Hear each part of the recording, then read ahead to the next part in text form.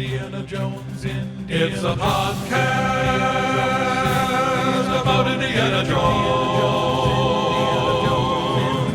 Every movie, 1 minute at a time. Indiana Jones Minute.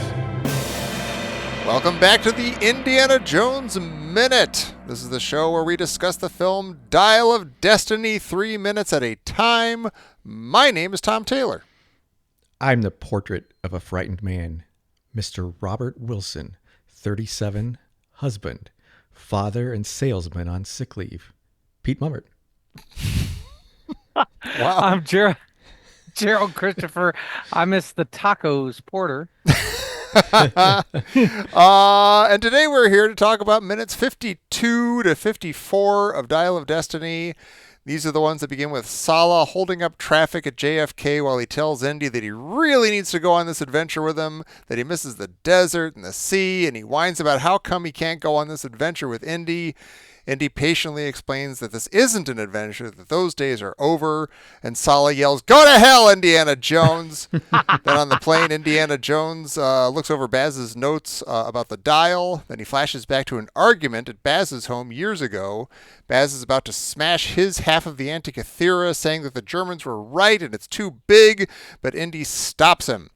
Baz has been trying to explain everything to Indy, but Indy doesn't understand, so Baz tries again, explaining that Archimedes discovered temporal meteorology and that the dial can find fissures in time, which Indy thinks is ridiculous. Indy sees how unhinged and upset Baz has become and regrets ever giving him that half of the dial, and he asks Baz to let him take it. Baz agrees, but only if Indy promises to destroy it. Indy then leaves with the dial, apologizing to young Helena for causing this mess. And Baz follows Indy into the street, warning him that if anyone finds the Graphicos, they will have both halves of the dial, and that's that there's a reason that Archimedes broke the dial in two. All right, so there's a lot going on. But we were talking last time a lot, probably exclusively almost, about Sallah getting the shaft in this movie. Yeah. And I was sort of, it makes sense, he's an old man, whatever. But I kind of get now. I went into the speech. We all love the speech. We all heard it in the trailer. It's almost like the linchpin of the movie in a way for anybody who ever loved and saw Raiders. But I kind of get it now. I kind of get this speech, and I think it kind of makes the movie and it makes everything okay. Sallah is sort of here. It's not just like sad Sallah not getting to do something. He's expressing the message of the movie, which is like almost like the audience saying, like, I'm here for an Indiana Jones movie from the 80s. And Indy is looking at him, putting his hand on the audience's shoulder or Salah's shoulder and saying, this isn't an adventure. This isn't that kind of movie, Sallah. This is a movie about us being old and we're looking at the past. And at this point of your life, you should be at home with your grandkids, which is where I would be if I were a normal person. I wouldn't be in this theater watching this dumb movie. Right, exactly. No. Yes, it's disappointing that Salah's left behind, but it's appropriate. It's like appropriately heartbreaking, and he's not getting jilted. He's expressing the purpose. I keep saying, why is this movie here? I think this is why this movie is here, to tantalize you with an Indiana Jones adventure, and then be like, oh wait, no, he's 80 years old. Like, time marches on, and like this is, there's a time and a place for everything. This is neither the time nor the place for an Indiana Jones adventure. This sucks because Sallah says, I miss the desert. I miss the sea. I miss waking up every morning and wondering what wonderful adventure the new day will bring. Mm-hmm. Indy immediately says no, and then immediately goes to the desert, and immediately goes to the sea, and immediately wakes up to a wonderful adventure the next day brings him. Every single thing Saul is begging for, Indy does immediately after telling him no. Although Indy's not looking forward to it. He's going on this thing like, ugh, Baz went crazy. Now Helena's crazy and a jerk, and I'm wanted for murder. Like, there's nothing fun about him ditching Sallah from his point of view. But it's still like, Sallah, no, this is not where you belong. This is, we had our fun. We had Raiders, we had Last Crusade, but now is now, and You're describing a movie like you're going to the dentist. Yeah. You need to take your medicine. You need to sit down. You need to. But that is sort of how I'm starting to see this movie. It's just sort of like almost like a postmodern kind of like, here's an Indiana Jones movie, but it is about everything that's not Indiana Jones, which is a total exaggeration. But I was going to say you described that and you made a valiant attempt, Tommy. Of like it's kind of like watching a guy, try in the Olympics do the 17-foot pole vault with a toothpick. yeah, You're just could like happen. you're like, no, that was beautifully done, and you're way off. No, I definitely It's think not- that this yeah. is a theme of the movie, that Sala doesn't Not- get to go on an adventure. That's the Not- encapsulation of that. That's way too. I don't. This is why the movie in this whole aspect is flaccid. First of all, if anything, you can make the case. Here's Sala. He knows what he wants. He's certainly mature enough and steeped in his own life to tell you what he's doing. He doesn't need to be smacked down like it's 8:15 at night. Eat your applesauce, play your That's bingo, brilliant. watch Matlock, and go to bed, old man. Indy takes away his agency. And Yes. if anybody knows what he's getting into, it's Sala. Sala's He's been through at exactly the this thing. airport. Sala is perfectly capable of buying his own plane ticket and going wherever the hell he wants. He doesn't need Indy's permission. Yes, that is also true. But here's I mean, an adventure is come at his feet. And this is something, and keep in mind, Sala got into the picture. Didn't Indy call him? Yeah, he called yeah, him I to guess he bail must him have. out. Yeah, he did. So I mean, it's like, give me a lift to the airport and then go play bingo. Yeah.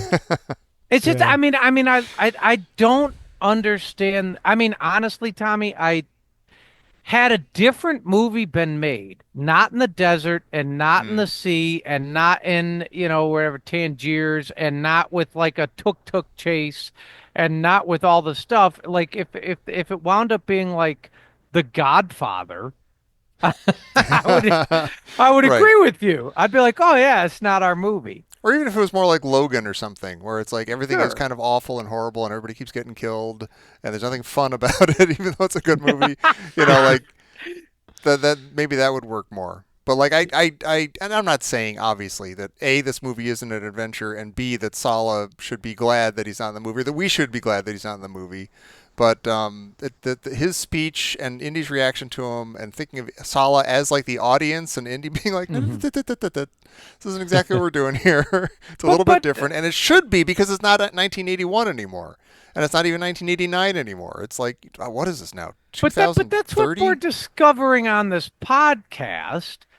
But that's not. I don't think that was remotely their intentions in this scene. I think there's a thematic thread that goes through it that this is encapsulating. That this is We're gonna sit down and we're gonna walk you through the annuity plans. Yeah. And why you need a root canal. that's your adventure, Sala. Right. I'm watching this. This speech he gives is like the coat of arms for an Indiana Jones. That's the movie. best. This is the best part of this movie. This is the Yes. speech here. There's a reason why this was the beginning of the trailer. Yeah. It's rousing. It is. Yeah. And then he goes, no, Whatever. give him hell, India. Well, that's what's interesting is I feel like they miss a little bit of a trick here because he yells, "Give him hell, Indiana Jones!" And instead of like letting that linger, the filmmakers sort of say, "Well, we can't handle anything. We can't handle this level of gravitas or this level of sentiment. We have to immediately have a funny thing." So he has the car screech to a stop and not almost hit Indy, and it immediately like relieves the tension there. Or maybe Which Sala was intentionally trying to get him killed. Like, over here, Neil, give me. Maybe. Don't look at the car. I am kind of glad they didn't go full on though, like have the car like honk and yell some New York kind of. I'm driving here. I'm Out of the way, walking." old man. Yeah. By the way, who parks across the street from the airport, like across like those lanes of traffic from the airport? Wait a minute, Pete. I love the idea that Sala's trying to get him killed. That was Tom's idea. That was my idea. How dare you? Really look in my eyes. Yeah, over here. Look, I got a To be honest balloon. with you, he got him killed, and then he went over and picked up his hat, and then Yeah. pretended to be him, and went on the adventure. All right. On my way So to Pete, Tangier. let me ask you, because clearly you're in of sound mind right now. I'm just eating What my, if this was applesauce. reversed and Indy, the characters had different perspectives, and Indy was like, "Listen, Sala, you brought your passport? Great, I'm gonna need your help. We need to get out. The plane leaves in 45 minutes. Come on." And Sala said, "My old friend, I'm not ready for that adventure. I feel that My hip that's better hurts." because that gives Sala some agency. That's what this is sort of what I was Oh, talking about last episode. Is I feel like Indy has pigeonholed Sala into you have one role, and I'm not going to grant you agency as a fully adult human being in other aspects. And I feel like sort of that's kind of how I read this. you know what? That would have been really nice. That would have been really nice if Indy's like, "Come on, Saul, let's go." And wait, you're not coming on, Saul. What's going on? So I was like, I'm an old man. You saw me try to run from my house to the taxi. That didn't work out great. Yeah, but see, that's Yeah. that's a whole different. It's a tiny little twist, Yeah. And And that it and that that makes completely- us feel okay about everybody aging and everybody not being in on this adventure. Damn it, you're right. God damn it. I thought I had it all figured out. Jerry, we need That would've someone been who's so not simple. lazy like you to write these things. Jerry, you're good at movies. You're good at watching movies. You don't want to make a bad movie, unlike a Yeah, lot of you, these people. you I put like. out to make a good movie. Well, then we would have time to digest it. Yeah, And it'd be yeah. kind of bittersweet. It'd be like, oh, Saul, Yeah. that'd be great to Yeah. see Saul on an adventure. But okay, he's with his grandkids. He's helping them with their homework. He's And having it a good gives time. Sala his own voice. This Yeah. sort of takes Sala's voice away from him. Son of a bitch. But there's also something about this. Look, they're older and the whole thing, but I don't know. When you're watching this, you're like, okay, it begins. Indy's an alcoholic. He's an old man. He's got the baseball bat. He's going and he gets the retirement and the clock, and but the message. Sometimes we go to movies for this type of movie. It's like, hey, be present. Go on an adventure. Go do the thing that Yeah. you are supposed to be doing. Get your fat ass out of the lazy boy. You know what I mean? Stop pouring your dreams into a cocktail glass at 8 a.m. and do something. You know what I mean? You were supposed to be instilled with a sense of adventure, be who you're meant to be, right? Now, granted, you could say, well, Indy is sometimes forced or, fate pushes him into these roles that he's sometimes reluctant to choose or something. But that's what's riveting about it, right? And you're not supposed to, we're not supposed to be watching it and being like, yeah, man, you should just let other things happen around you. Be passive. The airport, there's like a line at the airport. I have to wait. I guess, okay, what I was appreciating about my spin on it is that it's accepting that, yes, you had these adventures, and that was awesome. And the fact that you can't now go on adventures is not a bad thing. It's not something to be grieved. It's like, just enjoy what you've got now. Like, this is a new part of life. It's a little less exciting. It's got a little too many grandkids in it. They keep touching Yeah. all your stuff. I feel like that's an okay speech to give yourself. I don't feel like that's an Yeah. okay speech to give your friend. No, you're who's right. begging to have an adventure. Yeah. Well, and I just, I think about this and I'm like, all right, like my parents moved to Los Angeles at the age of 80. Mm-hmm.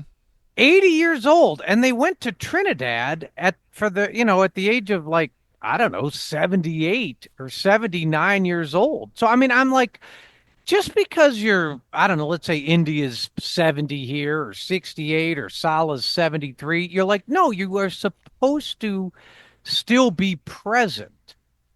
And my folks moved to Los Angeles at 80, and they've lived, they had a very different and new adventure and experience. But That's being all present I'm doesn't mean saying. that doesn't have to mean that you're going on adventures. Is all I'm saying. There's other things in life. Right, that but you can Sala's appreciate when been once you're Annuities older. and- he's been doing that. You can see we get a little Defrosting the glimpse freezer. into his life. Pete is not looking forward to old age. Or I'm even like already next there. year, I don't think. I'm already there. Well, okay, so Pete, I mean, you like started working out whatever 2-3 years ago Yeah. out of the blue. Because I'm I just- want to make my older age more livable.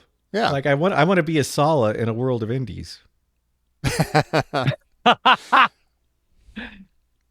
All I'm saying is that Sala clearly has helped, the little ones at home with their history quizzes Hmm. and their vocab. He's not ready for this, But and he's I don't know also why Indy he's also pushes him back helped down. Indy is here today because of Sala. Indy is alive Yeah. today because of Sala getting him out of trouble Yeah.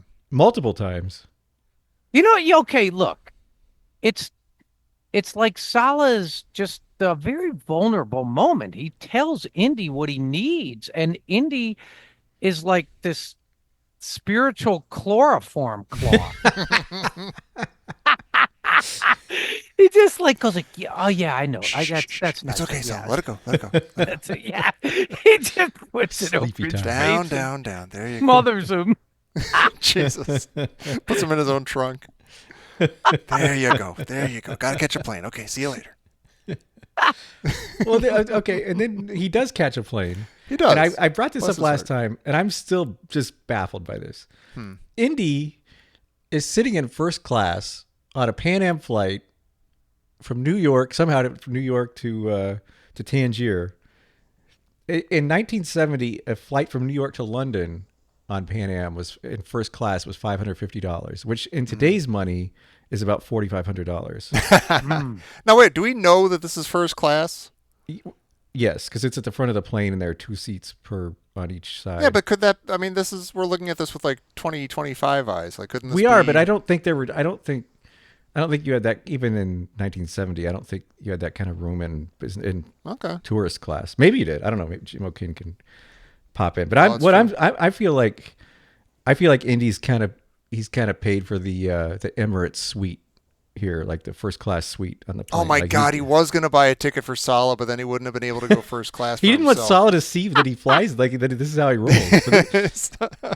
Dude, Is this why Marion left him? Is he just like a spendthrift? Does he just like Maybe. burn through all of their cash on stuff Worth like this? at least the price of a ticket to Marrakesh. think like what he's drinking in the morning is actually like molten gold. Yeah. You know what? Salah brought his passport. Hmm. I mean, you talk about sad. I wonder. It would be great if he brought it out. Just I brought my passport. You know that. Yeah. I could get it. I could come. I could. It's oh. like he's Would you- sitting would there you dusting it. Why, like, to me, this, like, when I think about this for a few minutes, like, if I'm running from the law, like if I know I've been wrongly accused and I'm running for my life, and Jerry Porter, Tom Taylor shows up at the airport and is like, hey, I want to come with you, I want to help you. Unless I have like a martyr complex, I feel like I'm going to say yes, thank you.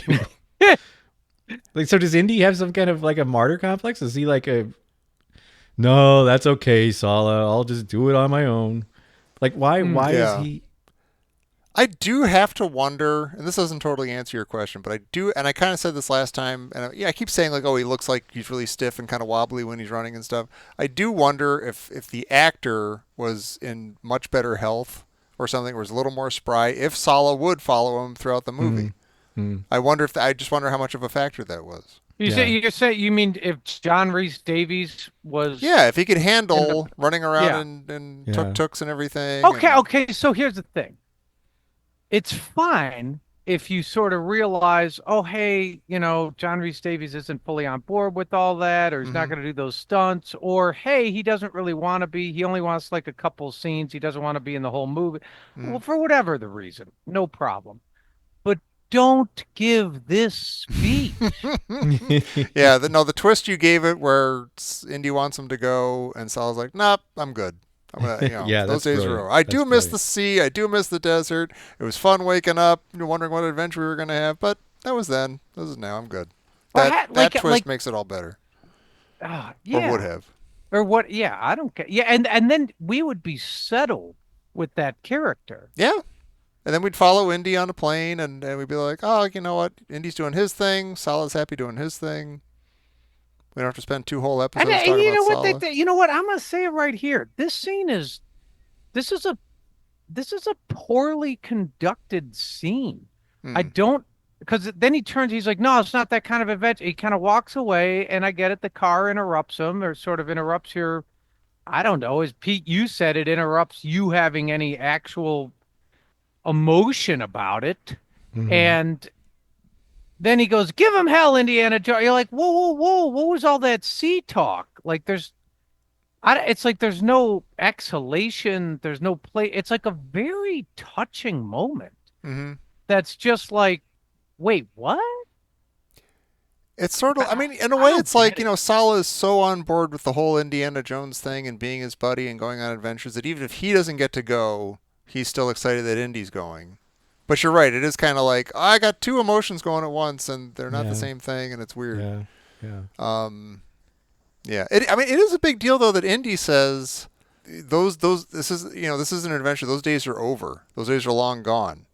And so, like, in his mind, like, this is not an adventure. It turns into kind of an adventure. Yeah. He's got car chases and everything, and things blow up and stuff, and he gets chased. But he's like, ugh, I got to go to Tangier and find my niece or whatever she is and dodge the police. And this guy who's literally from North Africa, who's an expert in everything, knows everything about the gangsters who run this place where my niece is going to be, wants to go with me, but I probably better not have him go. Yeah. Well, so do you think when Indy hears him, like, I miss the desert, and he's like, oh my God, we're not going to Palm Springs, Sala. Right. Yeah, right. And then it's like, I even miss going the to sea. Cairo. Yeah, and it's like, oh my God, I know the Caribbean. We're not doing that. Not that type of thing with We'll go Mai when I Tais, get back. We'll go to Florida or something. It'll be sweet. Listen, you parrot head, you're going to sit at Margaritaville on the end of the bar stool. It's not that kind of adventure. Oh, that sucks, because I could totally see Sala sitting in Margaritaville. Oh, he would love that. Well, work for Marcus and Trading Places. So then Sala does go, perhaps. He's like, like that. So he goes, perhaps. Yeah, perhaps not. Perhaps okay. not So you're like, whoa, is there an Indy 6? What's going on? Or I thought at first I thought maybe Sala was going to show up, like Sala was just going to go ahead and buy his own ticket and show up. Yeah, totally. But so what you come to realize, spoilers, is no, the adventure was going to get ice cream at the end of the movie. Yeah, the adventure is being reunited with your wife. Sala's Which counts. Like, That's a nice adventure for these people, you bastards.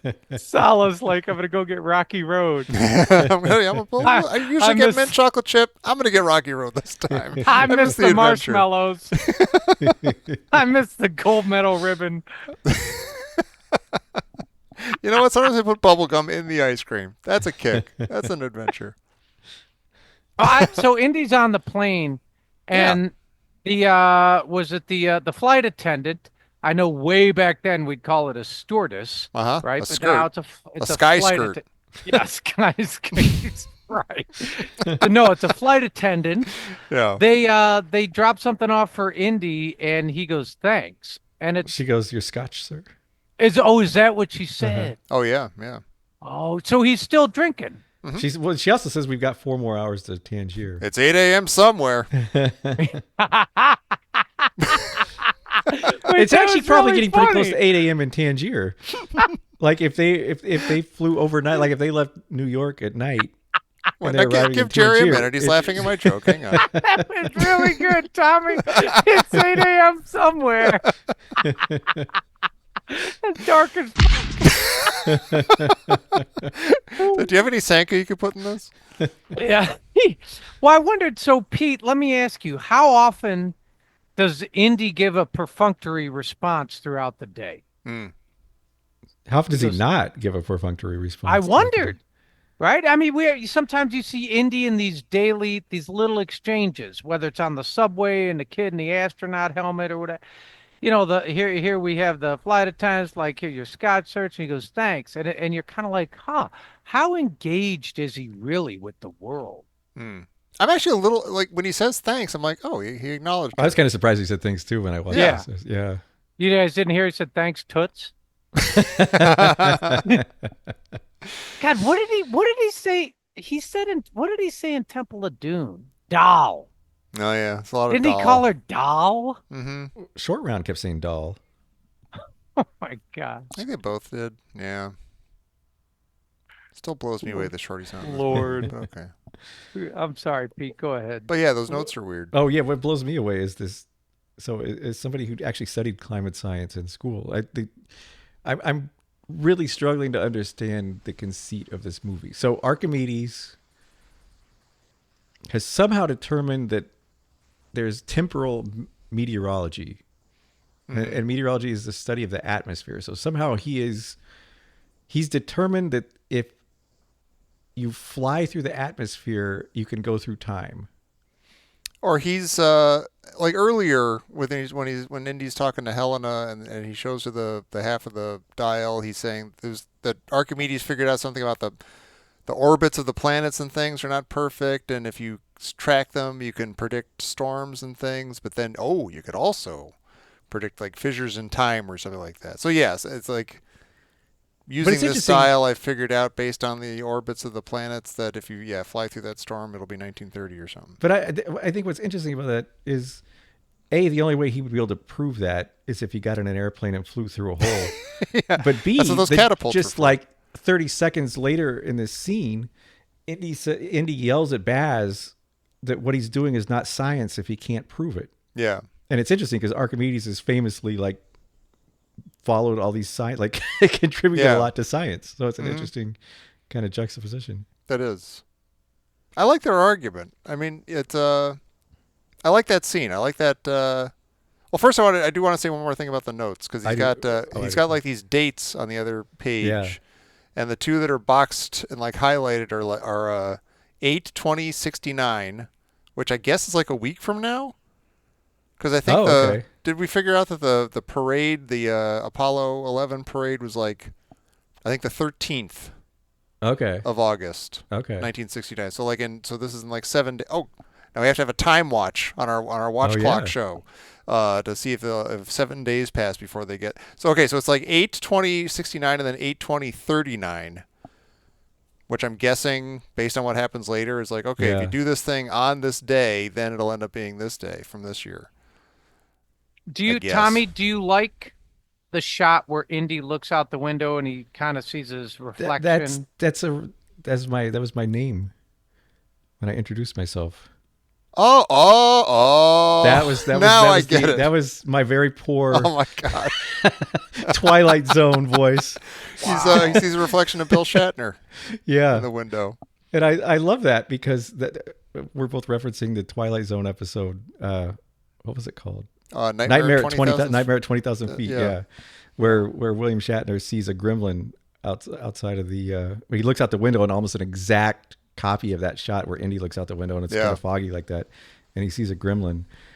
And to me, I just stopped and smiled because that was the perfect circular tone poem reference for me.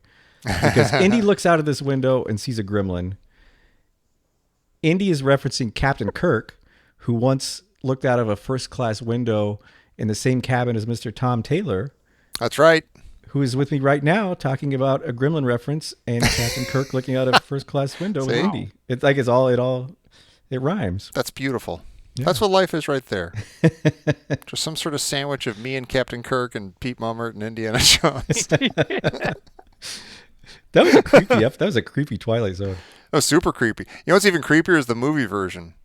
Oh yeah, yeah. Half of that movie is garbage, but the other half is really, really good, and that's one of the really, really good parts. Which was the garbage one? The kid with the No, that's good Boy. too. The Joe Dante one with the kid and the George Miller one with John Lithgow as William Shatner. Those are both really good. What about the World War II one? Then That one's okay, but it's kind of goofball, and it sucks because John Landis dropped a helicopter on Vic Morrow and killed I him. forgot about that. Yeah. And two That's kids. crazy. That's hard to get past. Yeah. And then the Spielberg one sucks in that one, even though it's got Scatman Crothers. It's the kick the can one. It's super Yeah. boring. But what are you going to do? I remember thinking that it was super boring too, but then as I got older, I was like, oh, I can understand conversations. Not everything's a car chase. I felt like I was maturing I guess as so. I liked it. Ironically, because it's all about getting older, but I like John Lithgow manically yelling at a kid on a plane to shut up because he's freaking. yeah, no, that's great. That's great. You know what? I just saw him in Conclave. Oh yeah, he's awesome. And I was like, oh, I cannot believe that's John Lithgow. I Yeah. can't believe it. Like, I where's still he got it. been since the Twilight Zone? He's been everywhere. I'm surprised you haven't Yeah. seen him. You can't get away from him. Basically, where have I been since? That's true.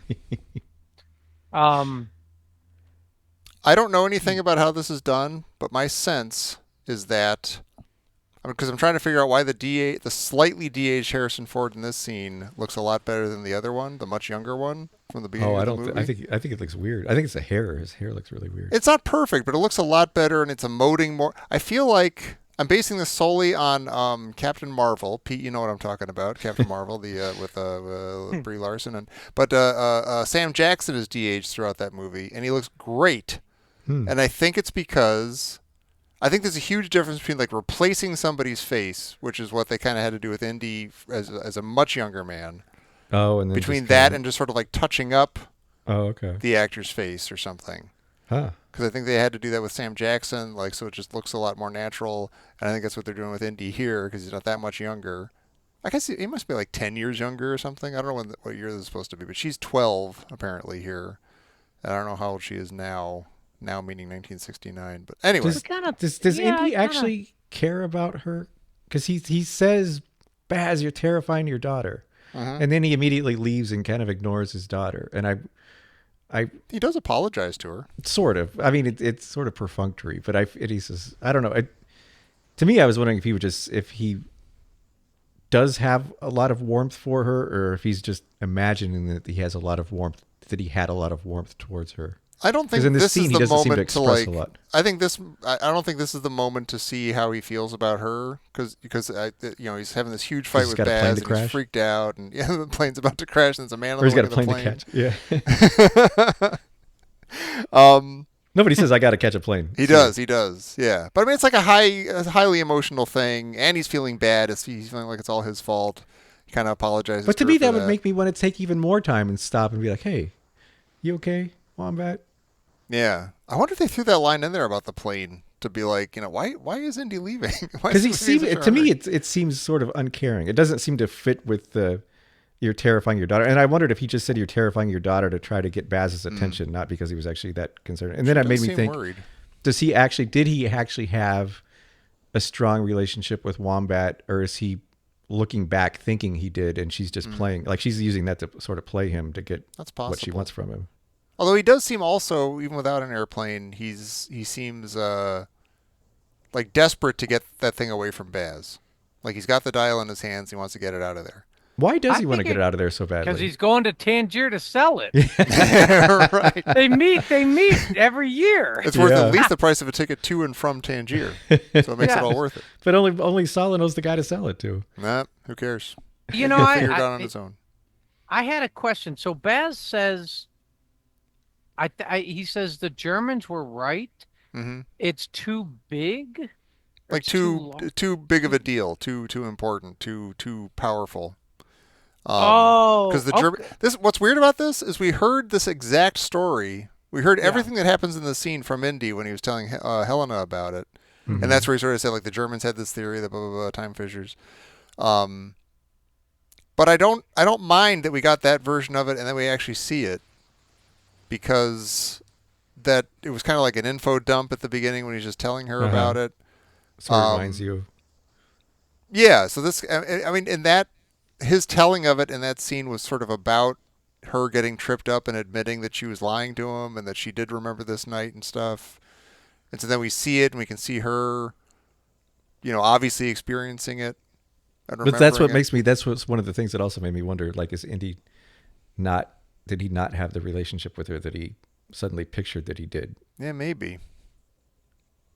I mean, this could be the last time we saw her, maybe. Yeah. Did he even say that, maybe? I think it's the last time we saw Baz, which sucks. Well, he tells Baz, like, one of the things that he tells him that, like, is a sort of a poignant moment is he goes, "Baz, you can't prove that." And he goes, "Well, not yet." And he goes, "Proving it is what makes it science." Mm-hmm. And it suddenly made me wonder, does Indy ever practice science? Yeah, I don't know. Is Indy a scientist based on this logic, or is he not? He's practical. He's But does he prove anything? Because he says proving it is what makes it science. And so, like, I was wondering, like, did he come back at the end of Raiders and they like had a control group of guys who didn't look at the Ark and guys that did look at the Ark, and he's like, so if you open it and this guy looks, Like Please how be a would you groupie. like what? I don't quite Control understand what he's group. saying because has he They ever have, like- proved something? They have like tote in a cup.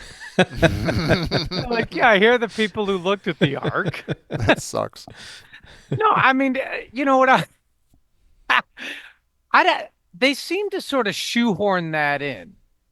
That Which? line. He's like, oh, what I is don't he said understand that. I don't really about quite the understand science? why It he says doesn't. that You're line. like, well, this dude's got And- 4 movies out there that are anything but science. But that's the indie way. That's Yeah. But Baz he looks kinda like he's been thrives on- slapped when Indy says He that. does, Like it really hits him. recoils. Yeah, and I don't quite understand.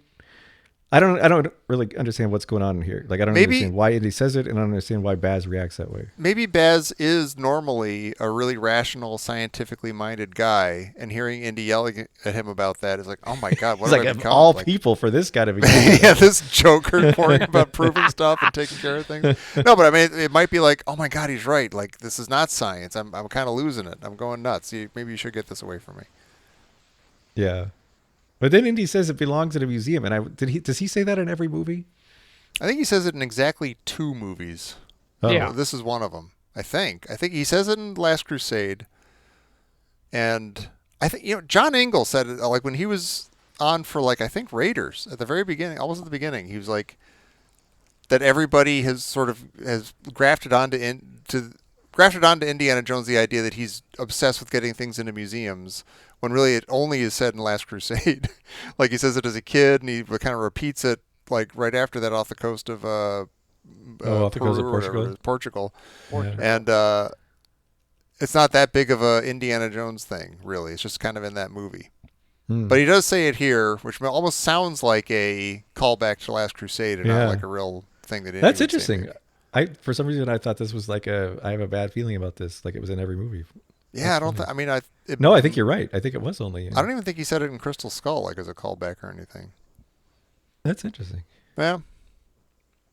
But yeah, I like Indy in this scene. He's freaking out about his friend. He's trying to help him. I kind of like him going, I don't understand.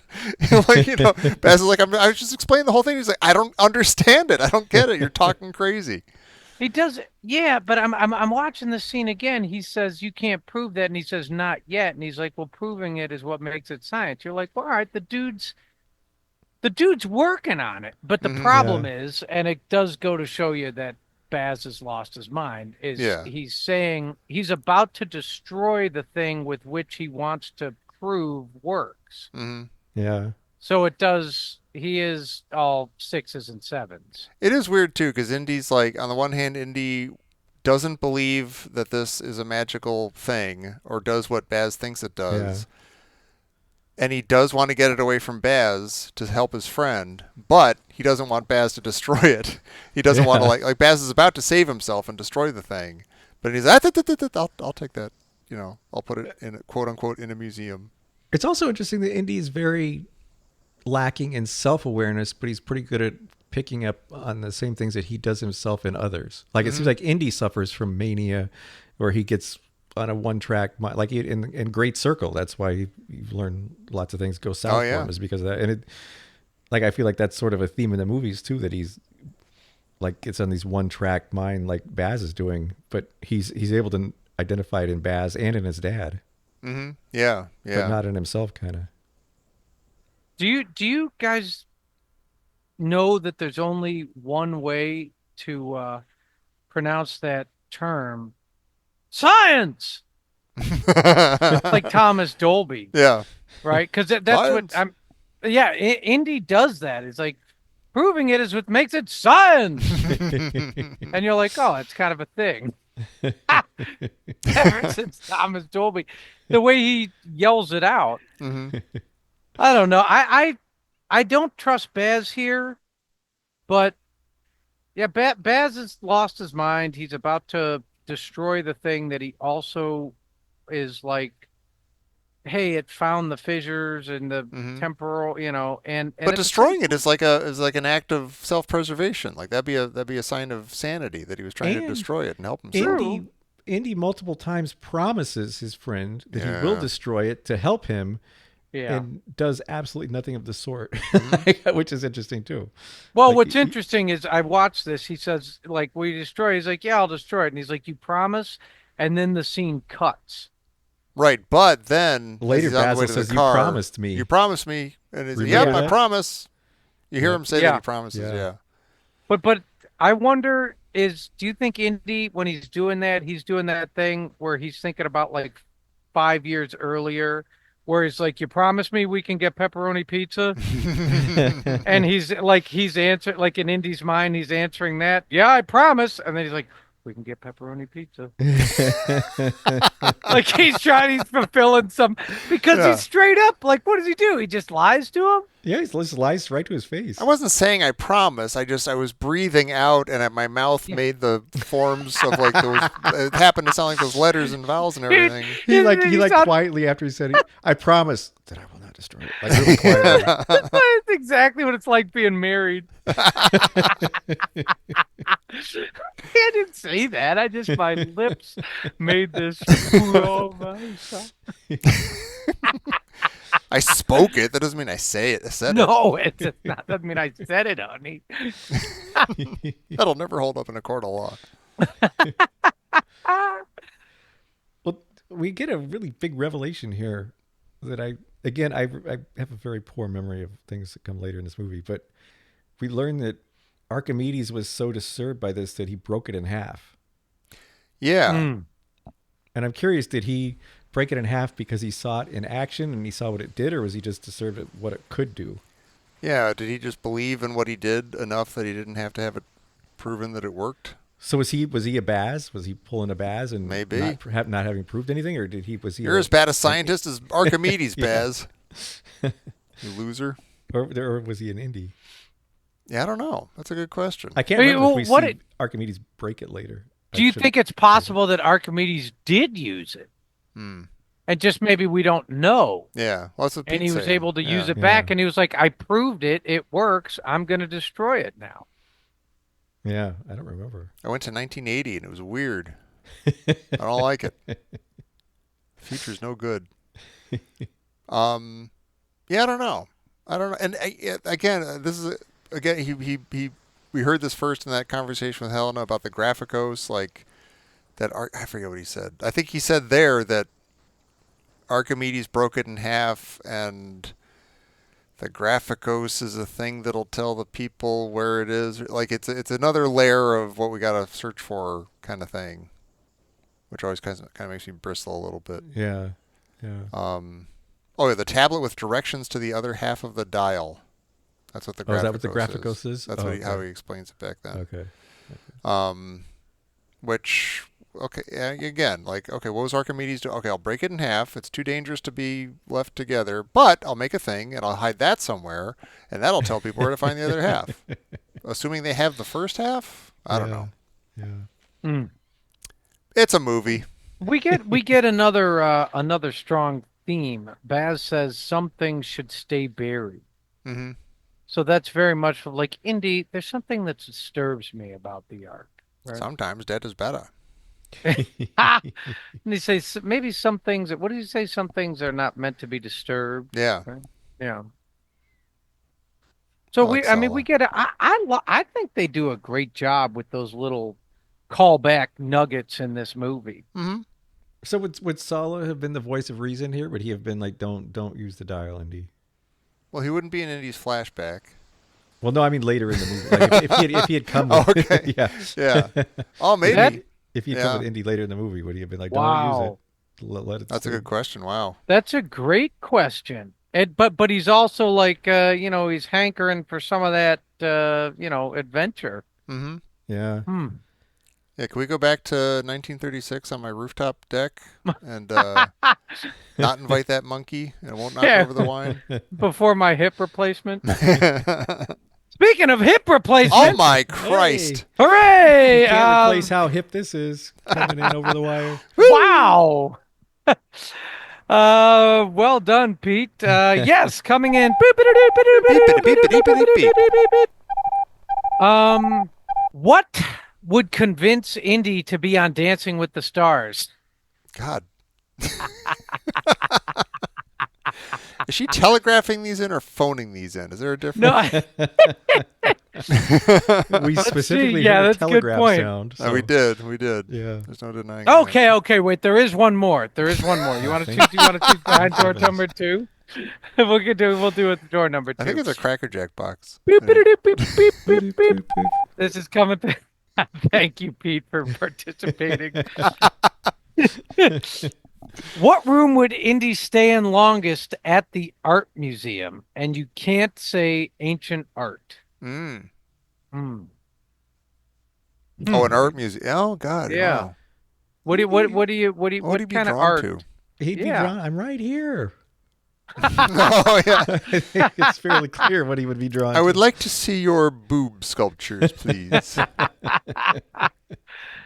the Hall of Boobs. I have my sketchbook with me. I'll be several hours. Well, it'd have to. All right, you're like, What's that okay. Oh, I made that up. It's my imitation of Indiana Jones. Wait, did you really make that up? Yeah. That sounded exactly like it would have been from an 80s movie. That's awesome. It did, like That's awesome. Meatballs 3. Yeah. Yeah. It is I, Booger. Please show me to the Hall of Boobs. That's amazing. I just assume, because I don't get any references, I assume you're always making a reference. It's funny if you actually are not always making a reference. And I I'm just either assume you touched or depressed that you would assume that everything I say is a reference. Because it is. Everything I say is a reference. Well, not everything you say, but you make lots of references, and I do. I feel like I'm not able to catch any of them. That's fair. You caught that And they're one. always even though it very wasn't clever. one. Yeah. Thank you, Peter. Boy, now I'm just thinking of 80s awful, stupid, dumb movies like that. And I'm like, oh, Porky's with the peephole in the shower. It's like, well, no, I was just studying the human form. Yeah. What am I in trouble for? Like somehow dry, like bringing sculpture and art and 80s awful, dumb movies together with Booger. That's what the show's all about. Porky's 5. Mm-hmm. Yeah. Indiana Jones and the Porkies. Boy, you can that stuff back then was so. Boy, it was different times. That's for It sure. was. It was interesting because it was like maybe 15 years there, like mid 70s to late 80s. There was sort of an anything goes kind of. Yeah. Yeah. It was, that type of chicanery was seen as, whoop, whoop, whoop, whoop, whoop, whoop, whoop. Yeah. Yeah. And I I mean, think our generation was like of a certain age, like, this is the greatest thing. Yeah. Thank God I live on Earth and that there's cable television and that my cousin has cable so I can go to his house and hide in the basement and see all sorts of things. But it was funny because we sort of assumed that we were the first generation to discover that kind of thing. Mm-hmm. And then you get older and you're like, oh, wait, like the 60s was way more open than this is. It was like, Yeah. this was all just sort of a But response. those to movies how were weird and buttoned down boring our- to a 12-year-old. I don't want to watch I- it Well, not just blow up. movies, just like society. It was just like how much of it was a reaction to how buttoned down our culture had become in the 80s. Yeah. Well, I'm just wondering now, like, if you go back and you're like, oh, during the Lincoln County Wars and Billy the Kid, and it's like, well, they're all having a little minute by the fire together, and somebody pulls out like a couple daguerreotypes. I'm like, hey, you guys check out Hey. I found some daguerreotypes over by the train tracks.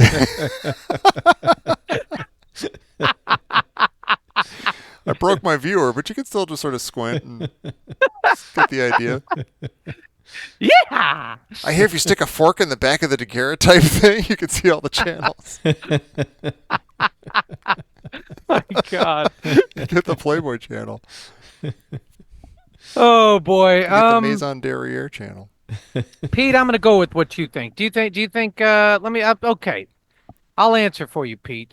Indy spends the most amount of time in the American school because he does have sort of this like manifest destiny thing with which he lives by. No? Yes, but I'm not sure I would. You think he's like a haystacks kind of guy? No, I see that, but that seems more like a history section than an art section. Mm. But yeah, I agree with what you're saying. What would he make of all this Andy Warhol stuff that's happening right now in the 60s? Oh, he'd hate it. Yeah, I guess so, think he'd yeah. take a baseball bat to it. Yeah, I don't think. Pop No wonder art he's would be his depressed. thing. He's a man out of time, you guys. What would be his art? Like, what kind of art? That's a good question, though. Like on a serious level, like what art would he? Like, do you think he thinks about like Picasso and that kind of stuff? He's like, oh yeah, or whatever. Like, what was the Bauhaus movement, all that stuff? Well, Do I you don't know think about it's Maybe. Bauhaus. I don't know. I feel like he hates Nazis so much, though, that like some of that stuff, like some of the more modern stuff from the 30s and 20s, he Yeah. might actually really like, yeah. Or even and he might understand. like Depression era stuff, like from like the what's it, those murals, like the public works. Yeah, the WPA stuff. Yeah, the Oh, WPA yeah. stuff. I Yeah. wonder if Or that like would the like Ashcan. They had this Ashcan school where it's all like sort of gritty realism. I think he Yeah. liked. Yeah. at the very least, it's like he was a kid then, or like a young man, and that might have like a I nostalgic bet factor. he had adventures that discussed this as a kid. I doubt it. I don't know. So when would they didn't put it into I a feel movie, like Pete. I So. feel like there would have been a version of him, an older version of him wearing a monocle or a eye patch, where he probably would have. Doesn't make a ton of sense. Do you think if he visits the medieval art, he breaks out in hives? All the stuff with his dad and the Holy Yeah. Oh, Grail yeah. and all that. Yeah. Can't breathe. That old man won't let me go. Or does he look at the art and the stuff and just see, oh, I bet this has magical powers. Oh, I bet this has a magical power. Yeah, Oh, I I wonder bet what this that was does. Yeah. yeah. Does that kill people, or do I go back in time, or does it melt a guy, or what does it do?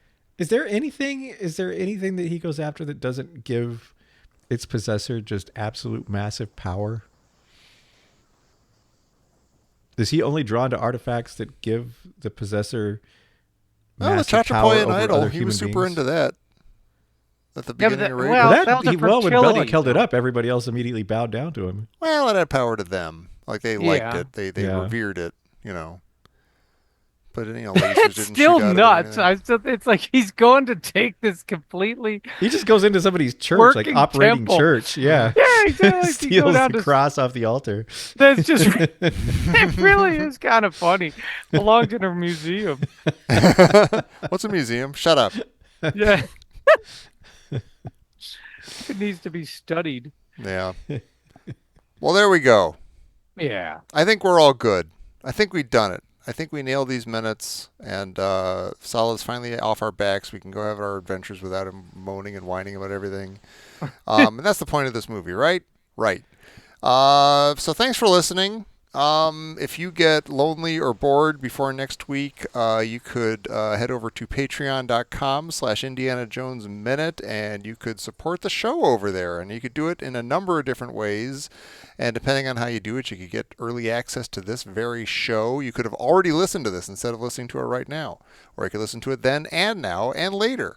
Or you could get access to our bonus show, Anything Goes, which is a ton of fun. We talk about all sorts of stuff over there, different movies, TV shows, random stuff, who would win in a fight between Mountain Dew and Dr. Pepper, things like that, and all sorts of other stuff. Oh, you can even get postcards from the 3 or 2 of us, depending on how it goes.